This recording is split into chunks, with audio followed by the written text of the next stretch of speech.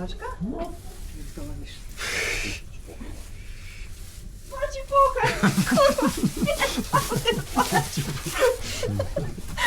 Nie gdzieś ty kurwa.